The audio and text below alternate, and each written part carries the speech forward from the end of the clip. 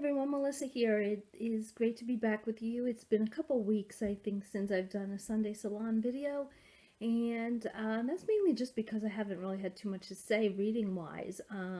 Unbelievably, it is April 18th, and I have yet to finish a single book in April. So there's no real reason for that. It's just that that's just how it's been that kind of a month. Anyway, but I just thought I would come here today, talk to you a little bit about what I have been reading, give you some thoughts, give a few shout outs, and take from there. So hopefully this will work. This is actually my second time filming this one.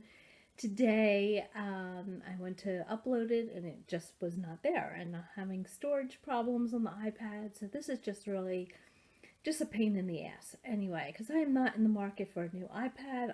My phone cannot handle video, so if something happens with this, I'm not quite sure what we're going to wind up doing. But anyway, on to the books. So anyway, the first book I've been reading is Hamnet by Maggie O'Farrell, and I have got to say that this is worth like every ounce of accolades and praise that y'all have been bestowing on this one. It is so profoundly good. It is heartbreaking. It is so moving.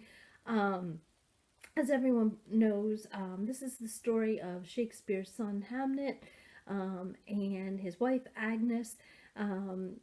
Shakespeare is not mentioned in the book, but it's definitely, there's it is definitely referring to his son.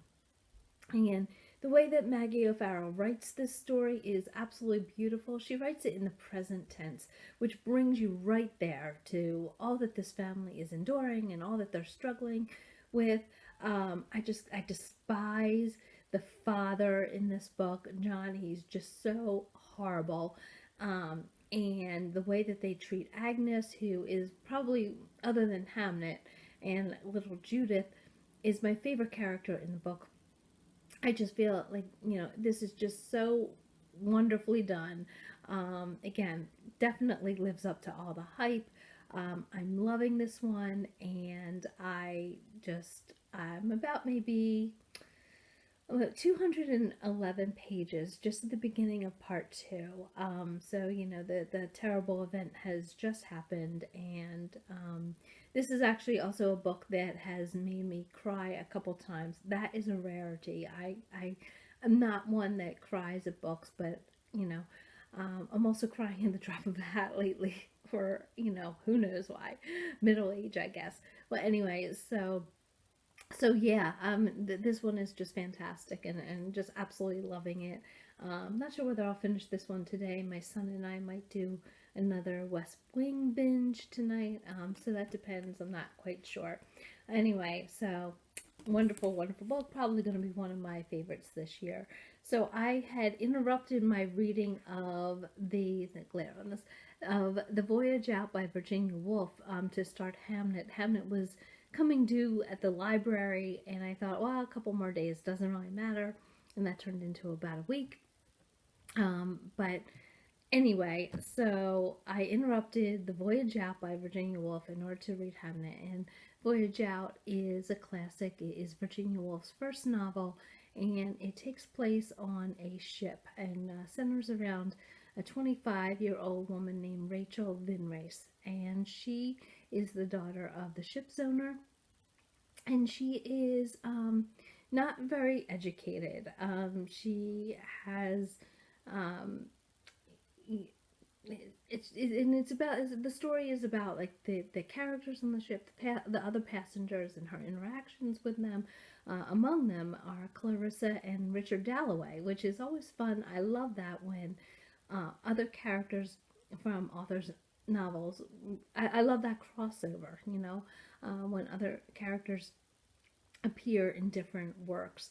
I just think that's just so fun and so fascinating. So they're on this voyage from London to Brazil, and again, not much of a plot in this one. It's about really their interactions. It's really a character-driven novel. So I had put this aside. I'm halfway through this. Put this aside to read Hamnet, and was not not disappointed, but I will be getting back to the Voyage Out at some point. I did have a DNF since we last spoke, and that is Rodham by Curtis Sittenfeld. This was really a disappointment to me because, first of all, I was really intrigued by the premise. I thought that the idea of what if, you know, Hillary did not marry Bill. I thought that was so intriguing and so inventive, and I really enjoyed Curtis Sittenfeld's her her book, her short story collection. You Think It, I'll Say It. Fantastic, fantastic collection of short stories.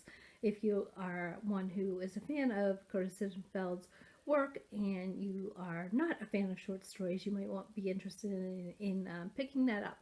Anyway, so I love that short story collection. Was really interested in reading this. I have not read any other of Curtis Sittenfeld's work, but this turned into a DNF because to me, it's like two different authors wrote this versus the short story collection. You know, You Think It, I'll Say It.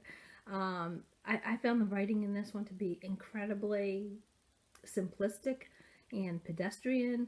And the sex scenes in this were just a little bit too much. And I have to say, you know, I do not consider myself a prude. I am not someone who is easily offended by, you know, much. But the idea of just the way the descriptions in this one, the descriptions of the sex scenes were just horrendously written. I mean, they're just it's like almost like a juvenile kind of writing, very crass, very very graphic, very raw, and it felt really out of place, particularly since we're dealing with people who are still living. I know that there's been a lot of criticism about that online, but I just, yeah, I just couldn't get there. And I thought that maybe, you know, that would get better as the book went on, and I did read some reviews that indicated that that was not the case. So yeah, so a DNF this one is, and plus I think that this is not the most flattering picture of Hillary. I should say it probably comes as no surprise that I am an absolute Hillary fan. I love Hillary. Voted for her, and yeah, this was an absolute disappointment. So I just can't say enough about that. The other thing that I wanted to say too is I wanted to give a shout out to the 24-hour Dewey's 24-hour readathon that's coming up this Saturday. And that I will put the link to that below. This is a blogging event that's been going on for about maybe like 12, 13, maybe longer years, and I've participated almost every single year that it has happened. It occurs twice a year in April and again in October. And basically it's a day that we set aside to just read.